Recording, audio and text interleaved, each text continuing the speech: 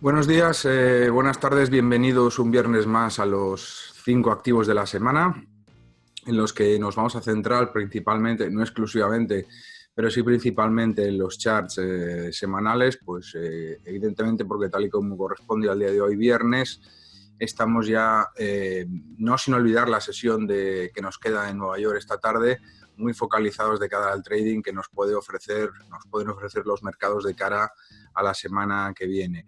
Bueno, desde el día de ayer anteayer, perdón, toda la segunda mitad de esta semana de marzo ha sido de bajadas y continúan las bajadas, simplemente por la razón de que, en primer lugar, como decíamos hace semanas, no había los mercados bajistas, con lo cual los contrarian se han llevado la palma con las primeras operaciones en corto. En segundo lugar, las manos fuertes permanecen con alta actividad, pero en posición neutral, es decir, están haciendo long short en diferentes mercados y eso está disparando la volatilidad. Y finalmente, pues desde el punto de vista, vamos a decir, de patrón de comportamiento financiero en los mercados, lo que ha sucedido es que los mercados habían descontado la noticia del posible acuerdo entre China y los Estados Unidos y, como se ha demostrado, pues ese acuerdo no sabemos si va a llegar o no va a llegar, pero por el momento lo que está claro es que antes del 28 de marzo parece prácticamente imposible que suceda nada. A eso hay que añadirle también, por supuesto, las incertidumbres del Brexit que continúan, aunque ahora realmente lo que está en los mercados es la cuestión de China. Empezamos por una de las commodities que vamos a ver. Vamos a ver dos commodities, el oro y el petróleo habitualmente, luego los índices. El oro está evidentemente ante las caídas continuadas que ahora veremos de los tres majors index de Estados Unidos, de Dow Jones, S&P 500 y Nasdaq. Pues el oro está recuperando posiciones. Está en los $1.293 la onza ahora mismo, en la apertura de Europa, concretamente la apertura de Frankfurt y próximos a la apertura de Madrid, IBEX 35. Y la primera señal que tenemos aquí pues son los $1.300 la onza, que como saben es un número redondo importante para este mercado y que es una cotización pues que en el día de hoy, dependiendo de la magnitud de cómo siguen las caídas a la tarde, cómo abra a la tarde Wall Street, pues se podría conseguir, con lo cual en prácticamente 2 sesiones el oro recuperaría más de un tercio de lo perdido durante la semana anterior. Recuerden la correlación inversa que suele producirse, no siempre, pero habitualmente, entre largos en S&P 500 y cortos en el oro. Por lo tanto, primer objetivo, $1.300 la onza, y a partir de ahí la expansión del oro, que las manos fuertes lo sitúan en alcista a medio y largo plazo, va a depender del comportamiento de Wall Street. El petróleo sigue misterioso. Vamos al semanal. Misterioso decimos, bueno, desde el punto de vista técnico ningún misterio.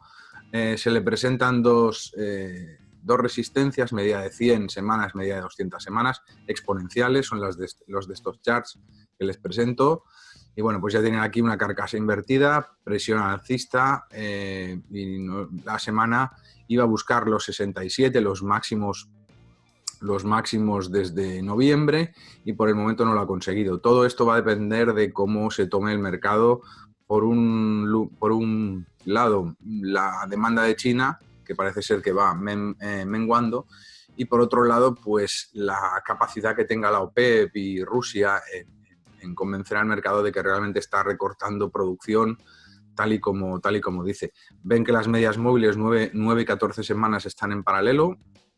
La de 9 estuvo a punto de cruzarse, eso sería una señal muy alcista. También tenemos alcista el MACD y línea de señal alcista de MACD, pero por el momento pues el objetivo de cómo acabe la semana, si es capaz de pasar los $66 barril, si se quedara por debajo de $62 barril, pues podríamos tener un barril de Brent la semana que viene por debajo de esta media de 200 semanas, 100 semanas.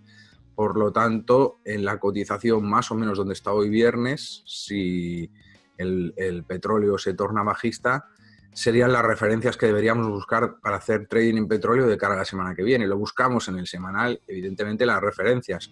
Operamos cada uno en el horizonte temporal en el que se sienta más cómodo, como siempre.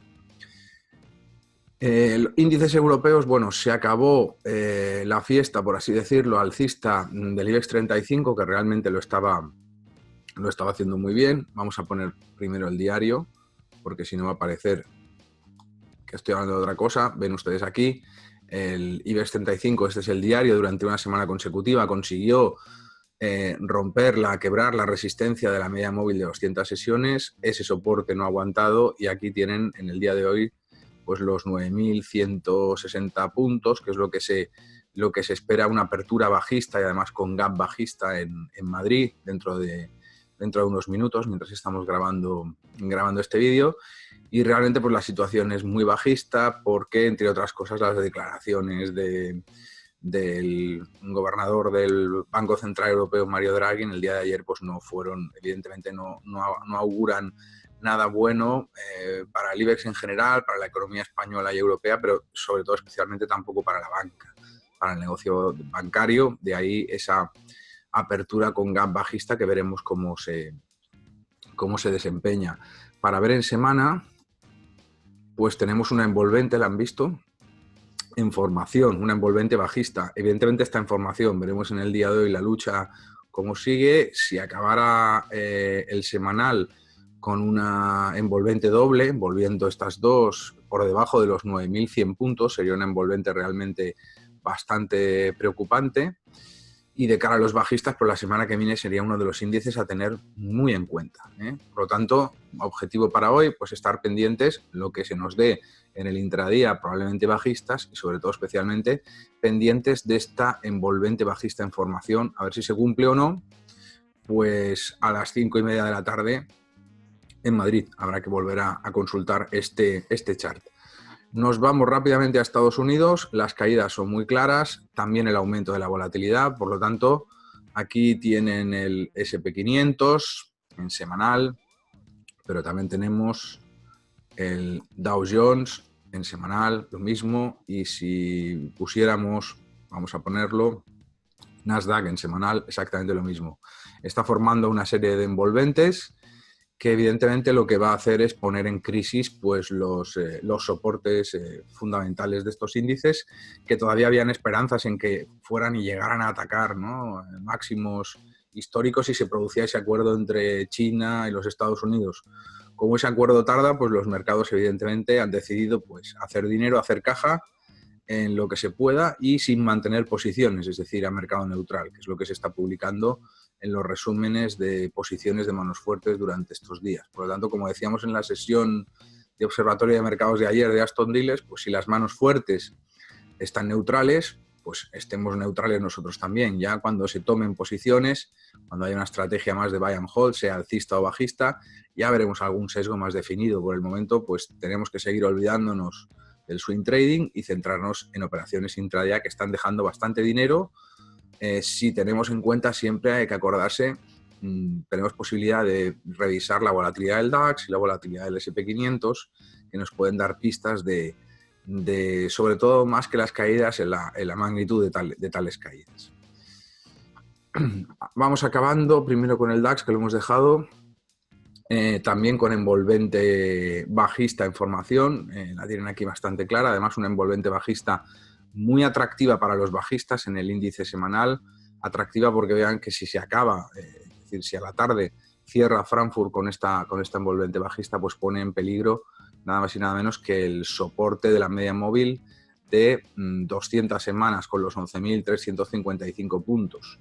¿De acuerdo? Sería una bajada bastante importante y muy interesante de cara a los tradings bajistas. Por lo tanto, muy atentos a la evolución de esta envolvente bajista en semanal, repetimos, en formación, y también a la volatilidad del DAX. La volatilidad del DAX estaba muy baja durante estas últimas sesiones. Venimos de una envolvente bajista en volatilidad del mes pasado. Hay que vigilar porque si la volatilidad en el DAX remonta y se confirmara alguna de estas envolventes bajistas, pues tendríamos unas muy buenas operaciones, muy interesantes, en corto, por supuesto, en el índice alemán. Y acabamos, como siempre, pues recomendando, siempre que sea posible, pues las operaciones long short entre eurodólar y dólar index. Recuerden la correlación inversa, eurodólar alcista, índice dólar DX o DXA bajista, o viceversa. Es por el momento la mejor manera, por ejemplo, en escenarios de H1, son bastante productivos para hacer este tipo de operaciones. Y para acabar ya definitivamente, recordarles también en cuestión de Forex Alfa también, aparte de estas operaciones long short, eurodólar, índice dólar, que tengan muy presentes el par dólar contra yen, porque está aquello en el filo, a punto de procurarnos operaciones interesantes, tanto en diario como en H1, y también a recordar pues, el dólar canadiense, que se encuentra en una zona, realmente si el petróleo sigue bajando y con las noticias del Banco Central de Canadá, pues en una zona que puede ser interesante para los bajistas, repetimos, en cualquier par que implique al dólar canadiense. Bueno, gracias por su atención y hasta la próxima semana.